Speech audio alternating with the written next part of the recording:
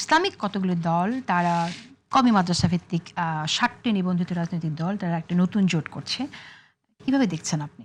না, আমি ওই জোট এবং আপনি সংবিধান এবং সংস্কার নিয়ে আমি ছোট ছোট করবো বলি। ১ নম্বর হচ্ছে ওনারা করুক, আমি তাতে নতুন নাথিং নিউ আমার কথাই, বরঞ্চ ওনারা করার পরে ওনাদের কোন লক্ষ্যে কি জন্য করছে সেটা জনগণের কাছে ওনারা বলুক, জনগণ ডিসাইড করবে। সুতরাং এইটাকে আমি দেখছি না, তো হয়তোবা কারণ এখনো ওনাদের পুরোটা আমাদের চোখের সামনে বা আমি পুরোটা দেখি নাই এখনো, সুতরাং ওনাদের লক্ষ্য উদ্দেশ্য কি কি কারণে করছে দেখার পরে জিনিসটা বোঝা যাবে কি করে।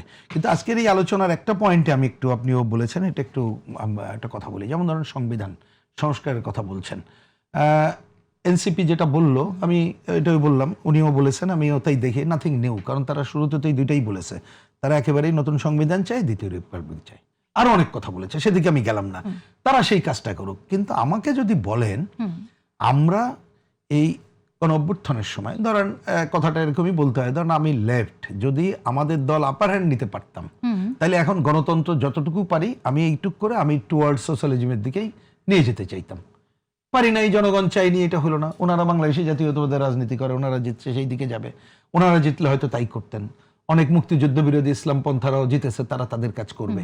এখন সেইটা তো একটা জিনিস আছে, কিন্তু এই জায়গায় ন্যূনতম এইটা থাকা দরকার বলে আমি মনে করি। কারণ আমাদের এই সংবিধানের কতকগুলো সংশোধনী দরকার।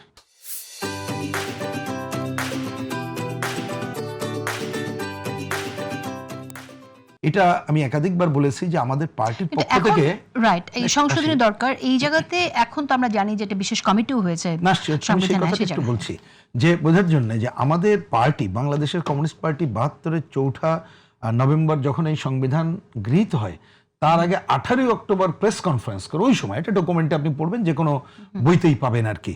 আমরা কিন্তু তখনই ওই সংবিধানের কতগুলো ওই সময়ও সংশোধনীর কথা বলেছিলাম, গ্রহণ হয় নাই। এবং আমাদের বাম জোটের পজিশনটাও একটু আরেকবার মনে করাই দিই, আমরা মনে করি এই সংবিধান অসম্পূর্ণ, অসম্পূর্ণতা দূর করে আগানো দরকার।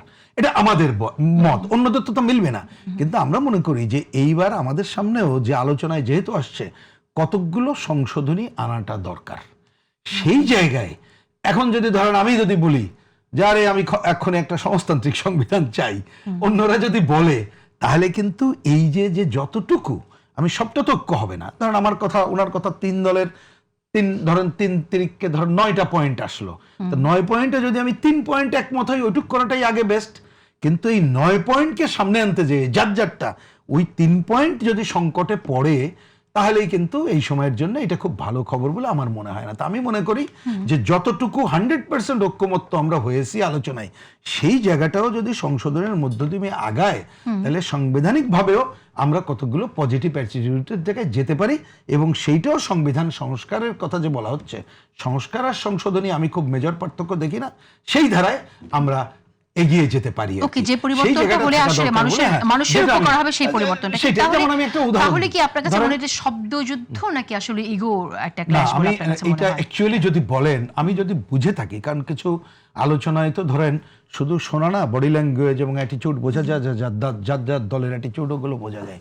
তাতে অনেক দল তারা মনেই করছে এই সুযোগে সংশোধনীর নামে শুধু এইটুকু হবে কেন, আরো বড় কিছু করে ফেলি, আরো বড় কিছু যদি বলেন। হ্যাঁ, রিয়েলি এদের অনেকের অ্যাটিটিউড হচ্ছে রিরাইট টু সংবিধান, নতুন সংবিধানও অনেকের অ্যাটিটিউড আছে, এর মধ্যে যদি অনেক পারি।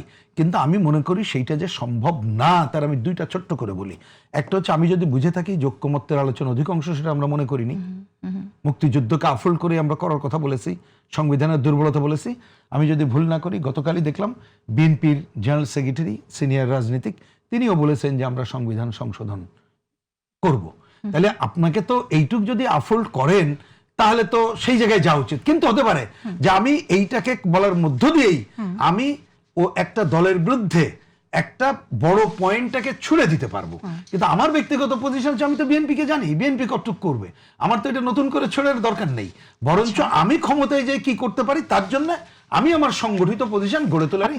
আপনি বিএনপিকে জানেন বলছেন, বিএনপি কতটুকু করবে আপনি সেটাও জানেন, আপনি বলছেন আপনি আশাবাদী না, কিছু জায়গায় তারা করবে, কিন্তু সবটা আমাদের সাথে মিলবে না।